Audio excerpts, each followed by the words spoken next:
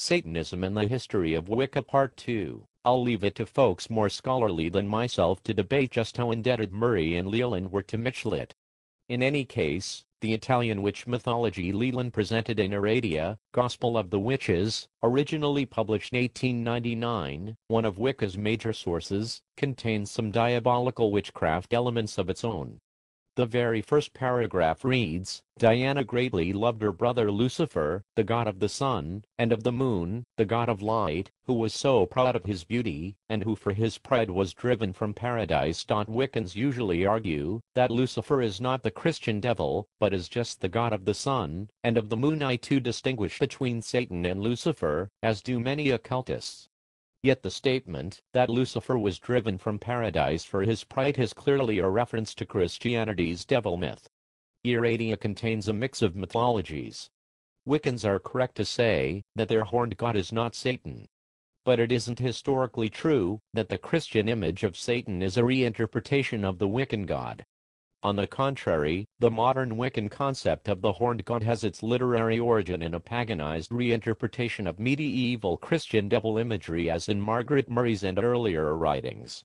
It's true that medieval Christian devil imagery, in turn, incorporates distorted versions of many ancient gods, not all of whom were horned. The trident comes from Poseidon/Neptune. But the Wiccan image of its horned god is not a direct continuation of any ancient religion, and at least one key aspect does come from no source other than the medieval Christian devil concept as manifest in the witch myths. The idea of a horned god associated specifically with witchcraft is derived from the Christian witch myths, and from no previous source. In pre-Christian European religion, there were goddesses associated with witchcraft, for example Hecate, but Pan and other horned male gods were not associated with witchcraft, as far as I know.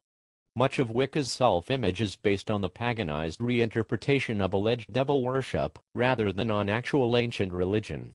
Much of Wicca's terminology and imagery, for example the words witch, coven, and sabbat, are used because of the Wiccan myth that Wicca is the survival of an underground medieval religion that was the target of the witch myths. Regardless of the linguistic origin of the words themselves, this constellation of terms comes from the witch myths.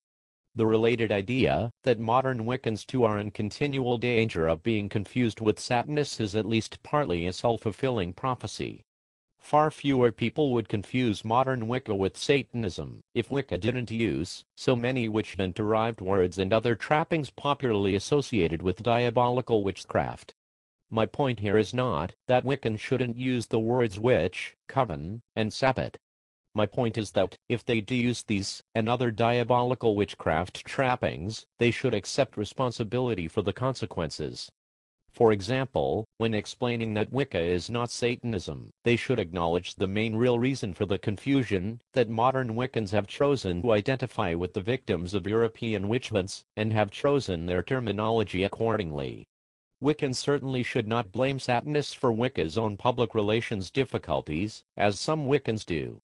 It also bothers me when Wiccans, in an attempt to distance themselves from Satanism, perpetuate popular misconceptions about Satanism, for example saying we're not Satanists, in a tone which implies you think Satanists are monsters, or saying we're not Satanists, in the same breath as saying we don't sacrifice babies. The latter point can be made separately, and is an obvious corollary of the Wiccan Rita nor the threefold law